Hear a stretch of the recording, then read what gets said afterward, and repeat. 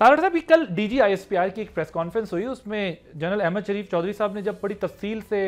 ये बताया कि क्रिमिनल टेरर और पॉलिटिकल नेक्सस है, और मैं खुद भी वहाँ मौजूद था, और वो बड़ी, लेकिन उन्होंने वो जो प्रेजेंटेशन दी उसके अंदर जो पॉलिटिकल बॉक्स था वो कवर्ड रहा, उसमें उन्होंने नहीं दिखाया कि कौन पार्टी किसका बंदा क्या सारा एंड ऑल, पर उन्होंने कहा कि जो मकामी तौर पर वहाँ पर ये टेररिस्ट हैं या फिर जो एक्सट्रीमिस्ट एलिमेंट्स हैं ये प्रोटेक्शन देते हैं, वहाँ ड्रग की कल्टिवेशन होती है, और वो बड़ी डिटेल से आपके इल्म में वो सारी बात, लेकिन उन्होंने जो पॉलिटिकल बॉक्स था उस पर कवर रखा, और एक तासुर ये बना, यूजुअली वहाँ लोगों ने सवालात भी पूछे क्या ये PTI की बात हो रही है, उन्होंने उस पर कोई कमेंट नहीं किया, उन्होंने कहा ये आप लोग खुद फैसला करें, तहकीकात करें। सो आप क्या समझते हैं कि चले वो उनकी तो एक वो बाइंडिंग होगी, लेकिन आप क्या समझते हैं PTI इन्वॉल्व है वहां पर, जो कुछ खैबर एजेंसी वादी तीरा में? देखिए उनका मैं बिल्कुल, देखिए इसमें पॉलिटिकल एलिमेंट तो शामिल है, क्योंकि अगर 12 साल से एक पार्टी की हुकूमत है और वो इस पे काबू नहीं पा सके, तो उसकी बुनियादी वजह यही है कि इनके अपने लोग बहुत हद तक उस चीज में मुलविस हैं। अगर मुलविस ना होते तो 12.5 साल के अंदर वो कोई ना कोई सदेबाब कर लेते, इसका कोई हल निकाल लेते, रिफॉर्म्स ले आते, KP का सुबह बदल जाता और KP के अंदर खुशहाली और तरक्की होती। और देखिए KP के तो आप बेसिकली ये कह रहे हैं कि PTI की लीडरशिप मकामी वहां पर इस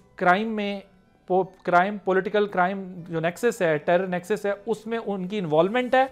और वो रिस्पांसिबल नहीं कह रहा, मैं तो कई बार इसको कह चुका हूं कि बहुत सारे पॉलिटिकल लोग शामिल हैं, जिसमें PTI के लोग भी शामिल हैं,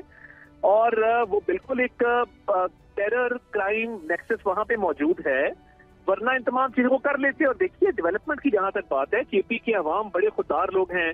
मुहिब्बे वतन हैं, पाकिस्तान से उनकी एक बहुत ज्यादा अफिलिएशन है, मोहब्बत है, उसके बावजूद आज तक लेडी रीडिंग हॉस्पिटल ठीक नहीं हो सका,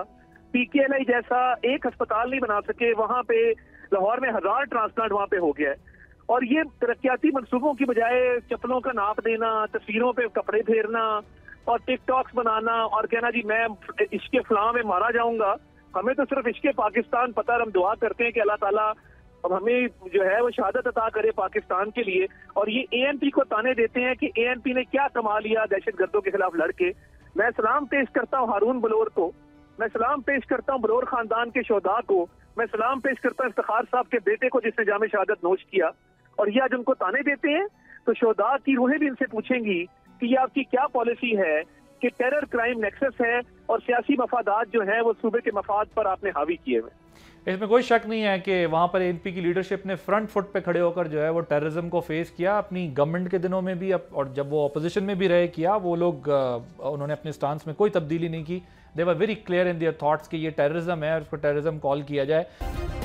सब्सक्राइब करें और बेल दबाएं ताकि कोई खबर रह न जाए।